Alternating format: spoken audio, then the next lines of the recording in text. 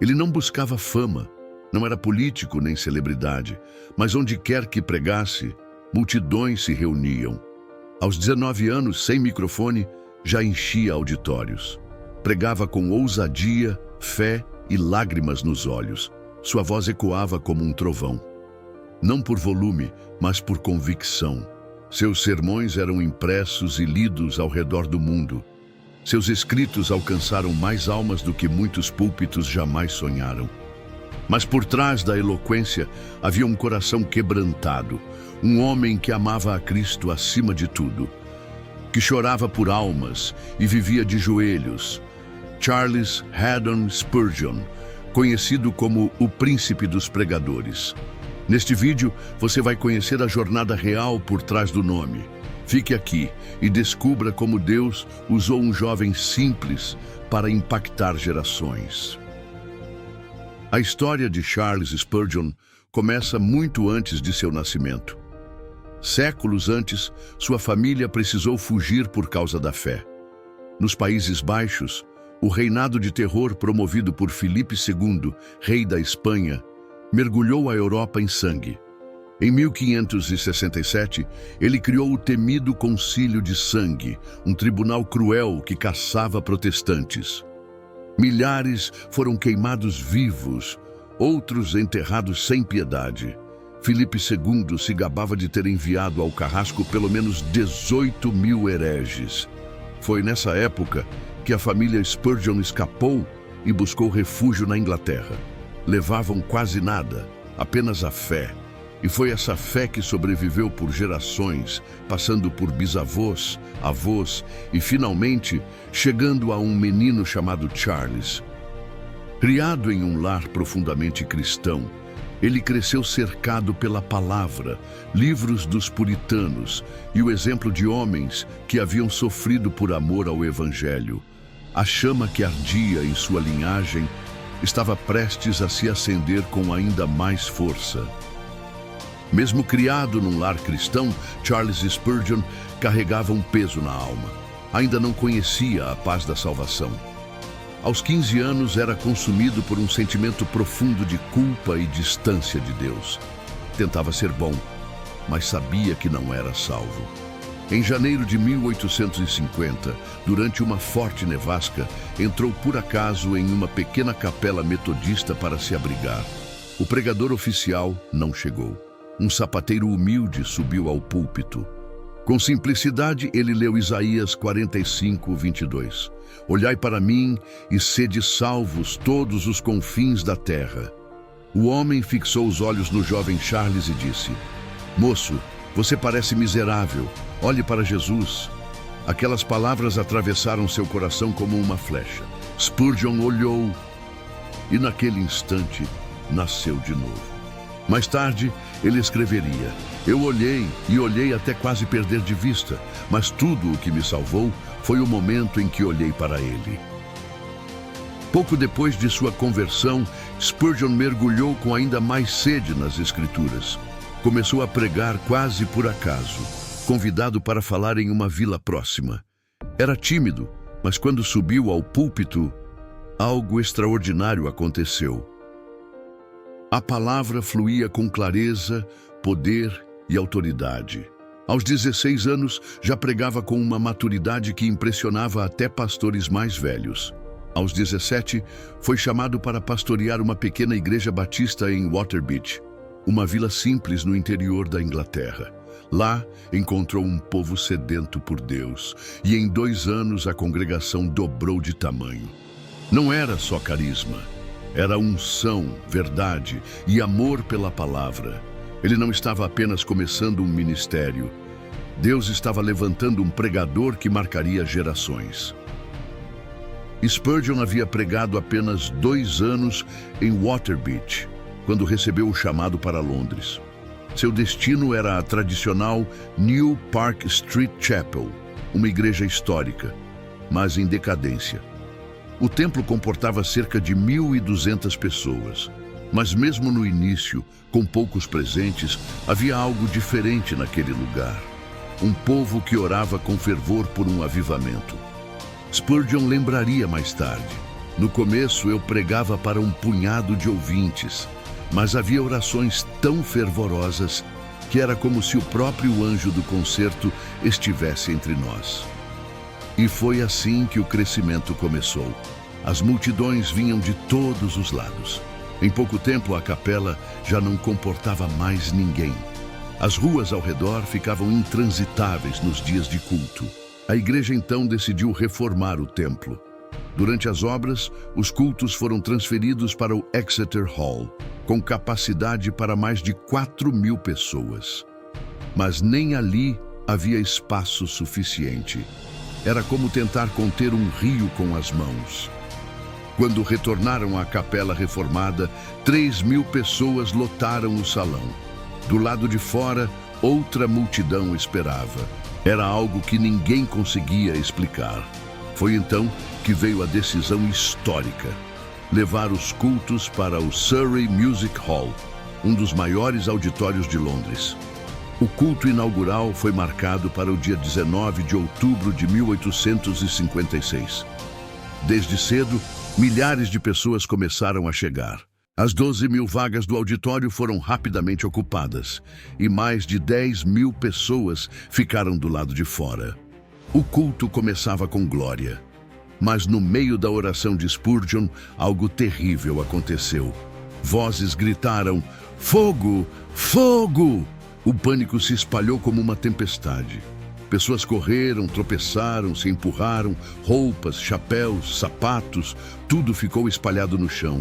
7 pessoas morreram, 20 ficaram feridas, e Spurgeon, o jovem pregador de apenas 22 anos, ficou devastado, prostrado, chorou. A dor parecia insuportável, mas o que parecia uma tragédia irreparável tornou-se um ponto de virada. As notícias correram Londres, e ao invés de afastar o povo, aumentaram ainda mais o interesse pela mensagem. O nome de Spurgeon passou a ecoar por toda a Inglaterra. Ele começou a pregar nos maiores templos, salões, praças e campos abertos. Irlanda, Escócia, Gales, França, Holanda, por onde passava, multidões o aguardavam. Sua agenda era intensa, de 8 a 12 sermões por semana. Aquele jovem que começou diante de poucos, agora pregava para nações inteiras. Era o início de um mover que o tempo não conseguiria apagar. A explosão do ministério de Spurgeon exigia mais do que improviso. Era hora de levantar um templo à altura daquilo que Deus estava fazendo. Em 1861, foi inaugurado o Metropolitan Tabernacle, com capacidade para mais de 5.000 pessoas sentadas e espaço para 1.000 em pé. Antes mesmo da construção começar, os membros da igreja se reuniram sobre a terra nua e ali, com os joelhos no chão, oraram. Senhor, que nenhum acidente aconteça neste lugar e que almas sejam salvas aqui para a tua glória. Deus respondeu. Nenhuma tragédia foi registrada durante a obra. O templo tornou-se o centro do avivamento em Londres. Por mais de 30 anos, todos os domingos, milhares se reuniam para ouvir a palavra. E mais, a cada trimestre, Spurgeon pedia que os membros dessem lugar aos visitantes. E o auditório continuava lotado. Ali não havia entretenimento, não havia espetáculo. Havia apenas um homem com a Bíblia na mão e um povo com o coração aberto. Muitos se perguntavam, qual o segredo desse jovem pregador? Não era técnica, nem eloquência, era oração. Spurgeon costumava dizer, a oração é o motor invisível da igreja. Embaixo do púlpito do tabernáculo, havia uma sala onde centenas de intercessores se reuniam enquanto ele pregava. Ele chamava aquele lugar de a caldeira da casa de força. Antes de cada culto, passava meia hora a sós com Deus, ajoelhado, clamando por almas. Sua esposa, Susana, testemunhou. Para ele, a oração era tão natural quanto respirar. E sua pregação era assim, cheia da Escritura, saturada de Cristo. Spurgeon não tentava entreter. Ele proclamava a verdade com amor e urgência. Seu compromisso com a palavra era inegociável. E era isso que o tornava tão poderoso. Ele conhecia o Deus que pregava. Convicto do poder da oração, Spurgeon reservava o mês de fevereiro, todos os anos, para promover uma convenção no Grande Tabernáculo. O objetivo era clamar por um avivamento na obra de Deus. Nessas ocasiões, dedicavam dias inteiros ao jejum e à oração. Uma oração que se tornava cada vez mais fervorosa. A presença do Espírito Santo era intensamente sentida nos cultos e os frutos espirituais se multiplicavam. Em sua autobiografia, Spurgeon relata que desde o início de seu ministério em Londres, muitas pessoas gravemente enfermas foram curadas em resposta às suas orações. Spurgeon não era apenas um pregador de púlpito, ele era um servo incansável. Fundou um colégio para pastores, onde centenas foram treinados para pregar com fidelidade e paixão. Criou orfanatos que abrigaram meninos e meninas esquecidos pela sociedade, alimentando corpos, corações e almas. Sustentava viúvas com suas próprias ofertas. Distribuía milhares de folhetos evangelísticos por semana. Em sua editora, publicava sermões, livros e a revista The Sword and the Trowel, uma voz poderosa para a verdade em toda a Inglaterra. E mesmo com uma rotina exaustiva, encontrava tempo para visitar doentes, consolar aflitos e aconselhar jovens pastores. Spurgeon não buscava fama, nem desejava o título de fundador de uma nova denominação, como muitos esperavam. Sua pregação jamais foi para sua própria glória. Seu único objetivo era conduzir os ouvintes a Deus por meio da mensagem da cruz. Ele via cada sermão como uma flecha lançada ao coração dos ouvintes. Colocava toda a sua alma em cada palavra, empregando com intensidade o poder espiritual que o Espírito Santo lhe concedera. Um conhecido testemunhou: Charles Haddon Spurgeon recebia o fogo do céu, estudando a Bíblia por horas a fio, em comunhão com Deus. Cristo era o segredo de seu poder. Cristo era o centro de tudo. Para Spurgeon, era sempre e somente Cristo. Por trás da força que sacudia multidões, havia um homem que também chorava. Spurgeon enfrentou crises de depressão profunda, doenças físicas severas e críticas violentas. Sofria de gota, reumatismo e problemas nos rins. Muitas vezes pregava com dor, mas não desistia. Em meio às trevas da alma, sua esperança seguia firme. Se não houvesse Cristo, eu preferiria não existir, dizia. Em seus últimos anos, passou longos períodos em repouso, sendo cuidado por sua esposa, Susana. Mesmo doente, escrevia, pregava quando podia e orava sempre. No dia 31 de janeiro de 1892, aos 57 anos, Charles Spurgeon partiu para a eternidade. Suas últimas palavras foram dirigidas à esposa. Querida, tive um glorioso encontro com meu Senhor. No funeral, 6.000 pessoas encheram o templo. Em seu caixão, uma Bíblia aberta em Isaías 45:22. O mesmo versículo que o havia levado a Cristo.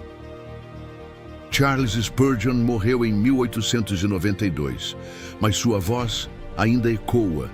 Seus sermões continuam sendo lidos por milhões. Sua paixão pela Bíblia inspira pastores ao redor do mundo. Seu exemplo de fé e humildade permanece vivo em cada linha que escreveu.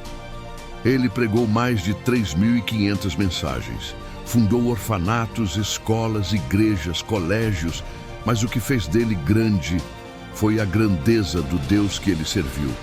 Spurgeon não era perfeito, mas era totalmente rendido. O mundo não precisa de mais estrelas, precisa de vozes com a Bíblia na mão e Cristo no centro.